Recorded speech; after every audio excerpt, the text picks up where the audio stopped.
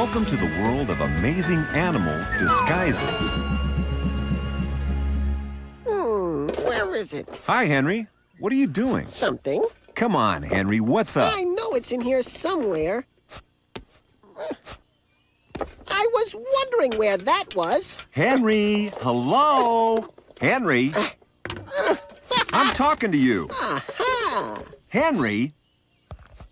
Excuse me, you are Henry. Henry's not here. Henry? I'm sorry.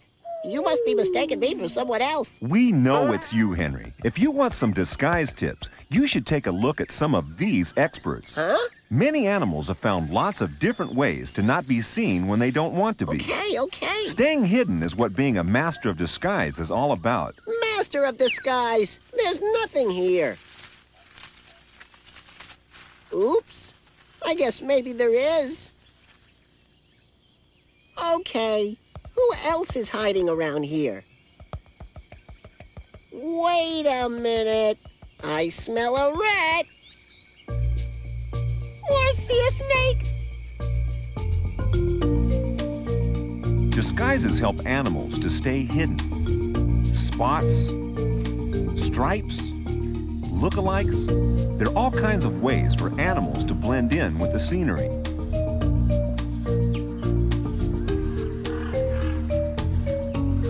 Huh? Why are we looking at a bird dropping?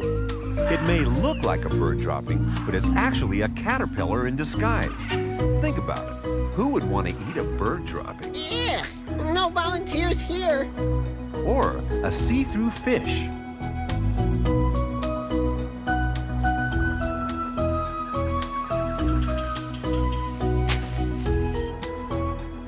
Bug-eyed monster! No. A flatfish buries itself in the sand, but its eyes still stick out to look for danger. I thought there was something fishy. Those disguises were great, only Only what? I wish I could find a really good disguise. Hey!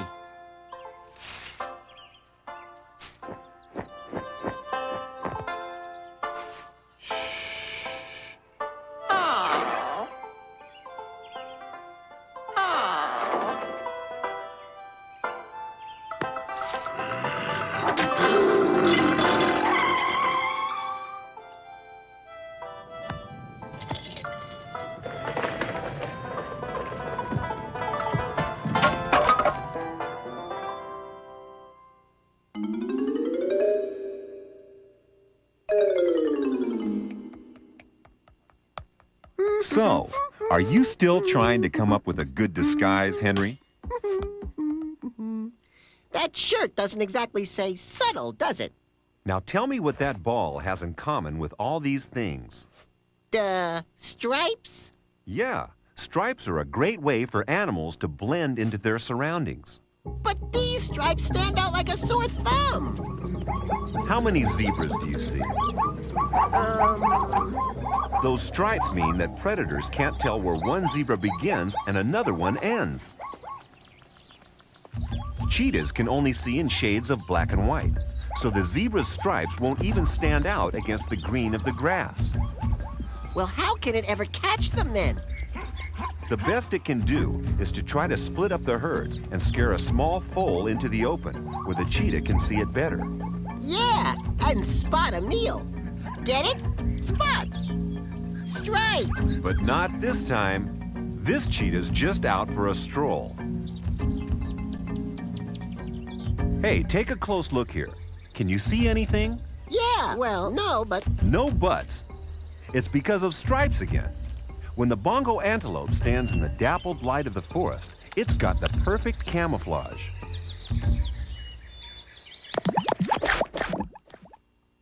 you're right. Animals do have some pretty amazing disguises. Now you see them, now you don't. Or now you don't see them, and now you do.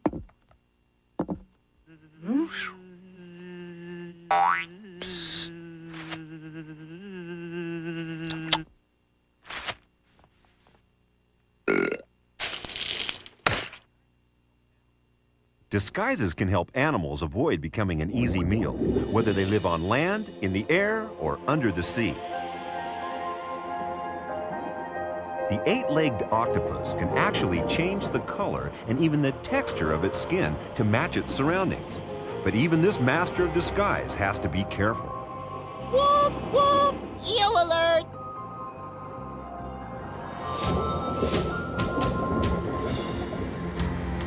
Don't worry, the octopus has another trick up his tentacle. The octopus can fire a cloud of ink to make its escape, and it changes color and texture again, blending into the rock to recover. Which way did he go?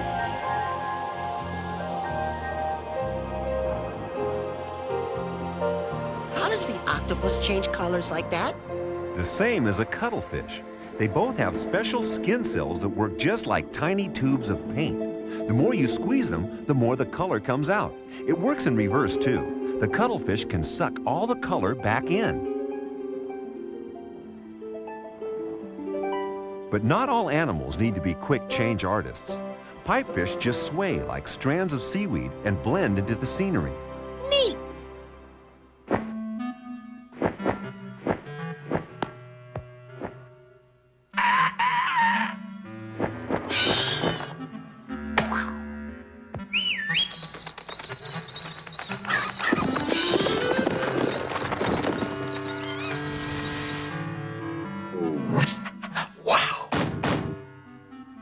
Remember how stripes are used to fool hunters? Well, some hunters, like tigers, use stripes to hide from their prey. Henry, are you listening? What are you doing? Disguising myself, see? You look ridiculous.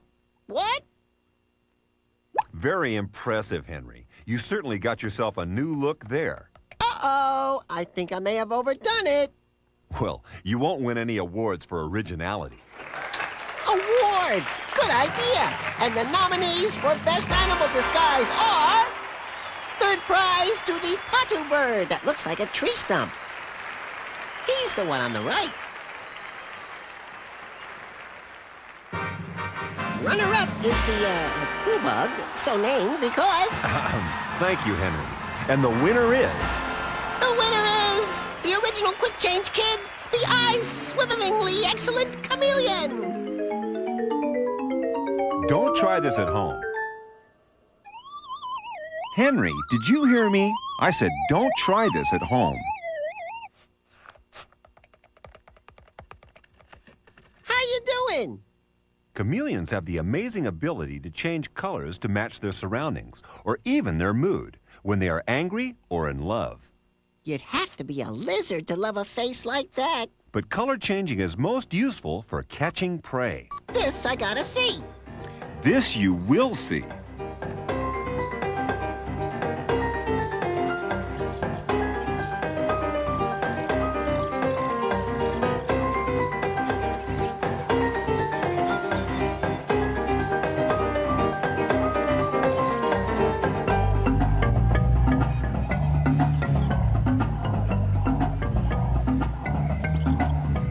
This chameleon's on the trail of a meal.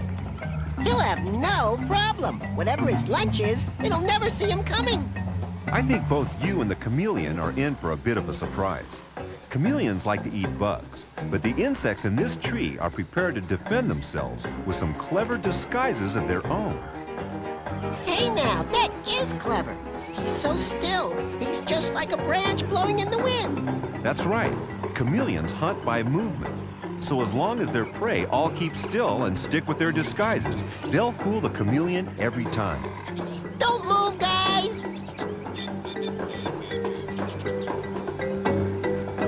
What is that?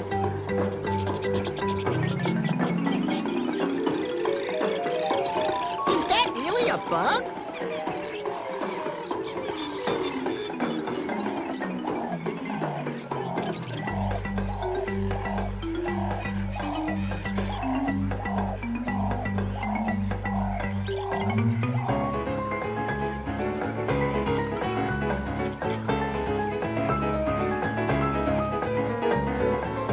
The chameleon can look in two directions at once Handy for crossing the street. before it finally zeroes in on its prey.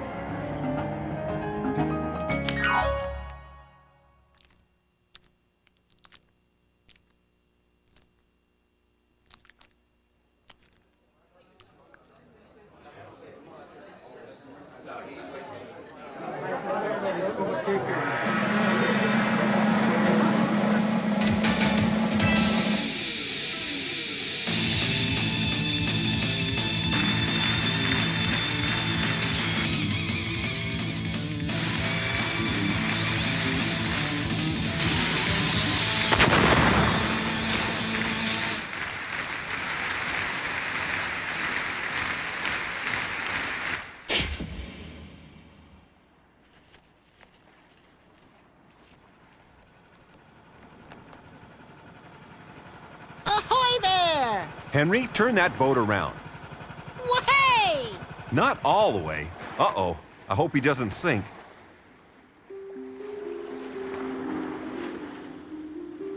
Whoop whoop! Seaweed alert off the starboard thingy! Looks can be deceptive, you know. That Sargasso seaweed hides countless creatures who live their whole lives drifting with it.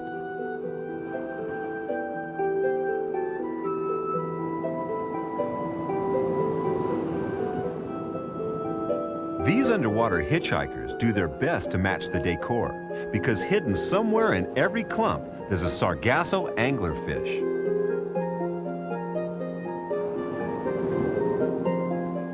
Will you look at the mouth on that?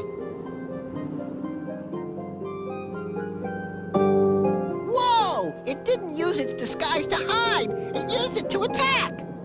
I'm afraid there are plenty of uses for a disguise, and they're not all defensive. From ocean to river, and yet more disguises and nasty surprises.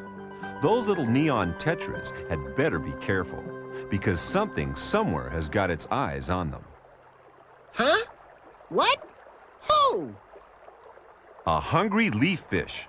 And if that doesn't get you, then there's always something else lurking. A mata turtle, to be exact. Looks like a matter of life and death to me.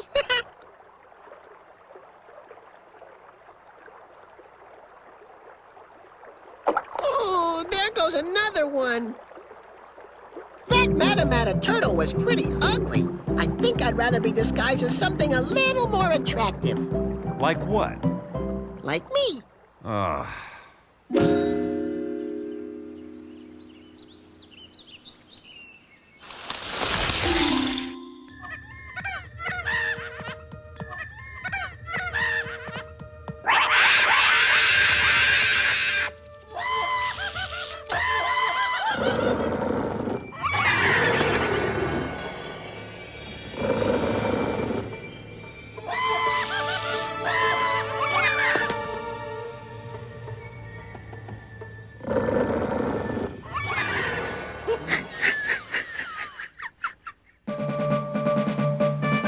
Henry, it's time for your special report.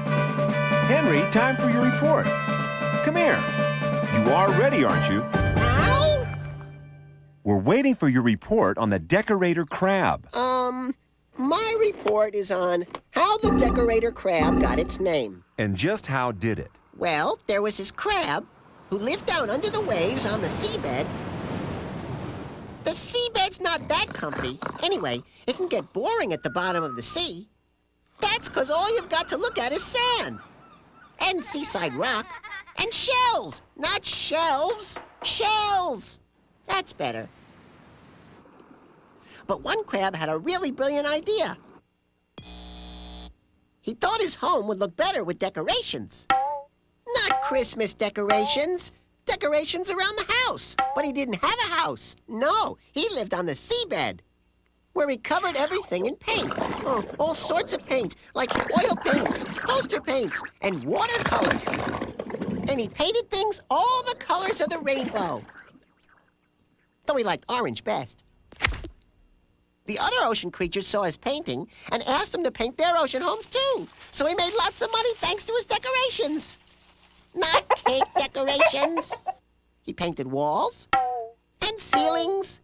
And he'll paint your house too, as long as you pay him. So, in case there's any confusion, that's how the decorator crab got his name. Henry, do you really expect us to believe that? Maybe. Well, that's nonsense, you silly lizard. The real reason it's called the decorator crab is because it decorates or disguises its body with things it finds on the seabed. Hey, is it tickling that sea anemone? Yes, and in just the right place. Tickling makes the anemone release its grip on the rocks, and then the decorator crab gives it a new home on the back of its shell. Hey, sure it's not a cheerleader crab too? Sis boom ba, sis boom ba. If the crab is attacked, a predator risks being stung by the anemone's tentacles. Are you sure it's not just having a bad hair day? Oh, Henry.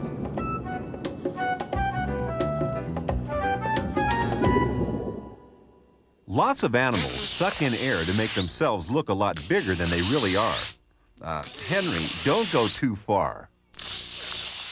What do you mean, too far?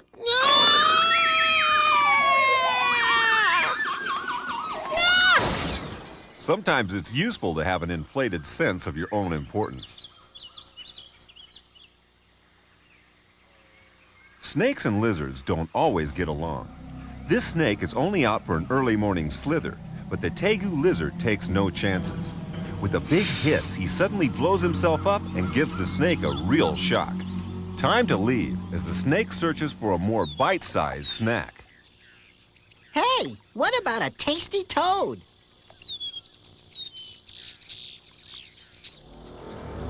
Wow!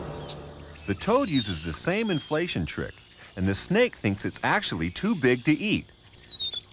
Oh, boiled again. It's time for the snake to pull a trick of its own. What's the trick? The snake is a false cobra. Not nearly as deadly as its poisonous cousin, but it can spread its hood to look larger and more aggressive.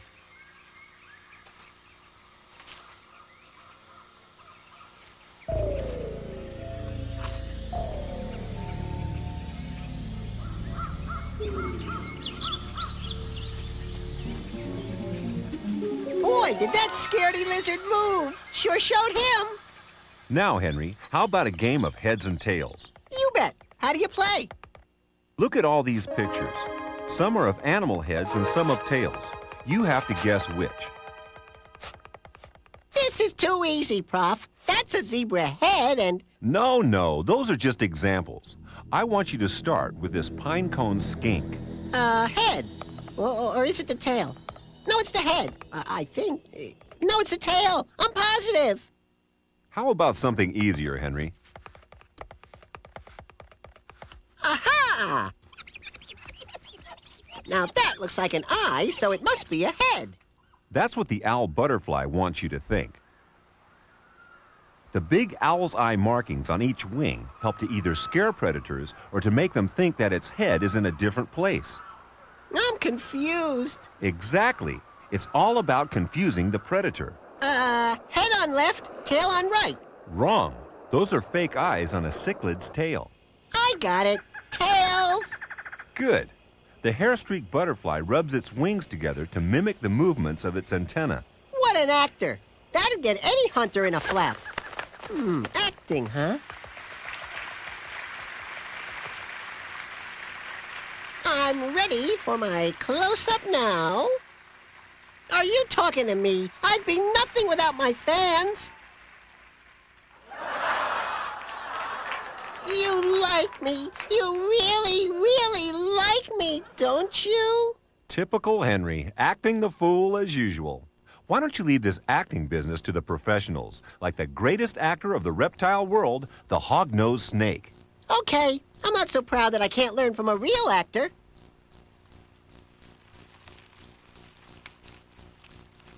When this creature's frightened, he plays the part of a dangerous rattlesnake. He can even make a rattle sound.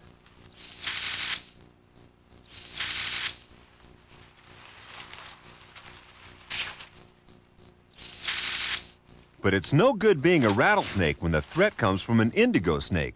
They eat rattlesnakes too. So he gives the performance of his life, acting out a dramatic death scene.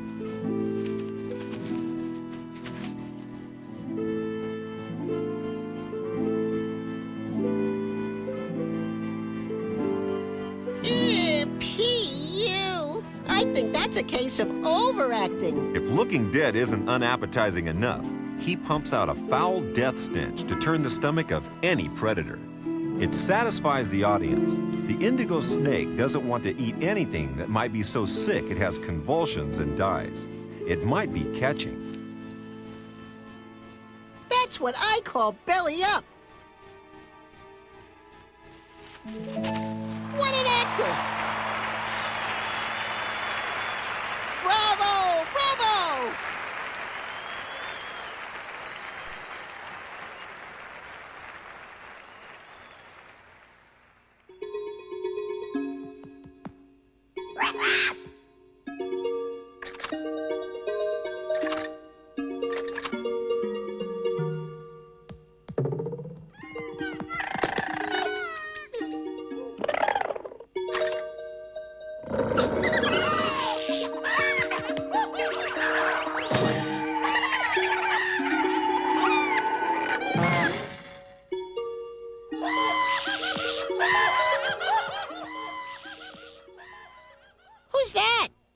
It's a snowy owl.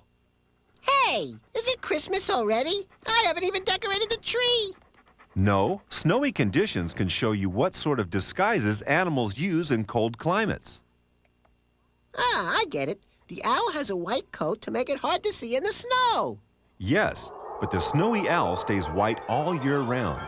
Other animals change to white coats only when the winter snow falls, like this snowshoe hare. No matter what time of year it is, animals rely on disguises.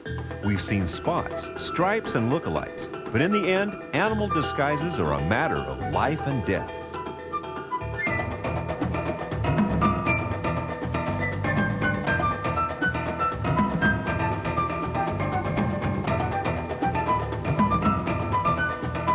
Keep going, little guy. I'm rooting for you.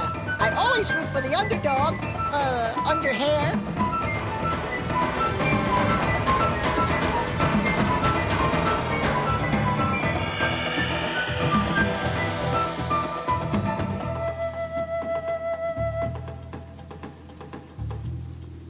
Phew! He got away.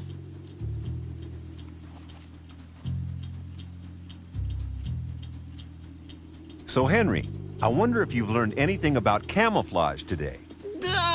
Don't get chased by hungry wolves. But if you do, make sure you've got a great disguise. After all, it'd be a howling shame if nature didn't provide animals with the advantages and protection of some amazing disguises. Yes, clever camouflage means that the snowshoe hare is all right. Or do I mean all white? I hope the variety of disguises we've seen has helped you to pick one, Henry, like stripes or spots. Spots? Don't talk to me about spots. Anyone could spot me looking like this. Better leave it to those masters of animal disguise. Bye!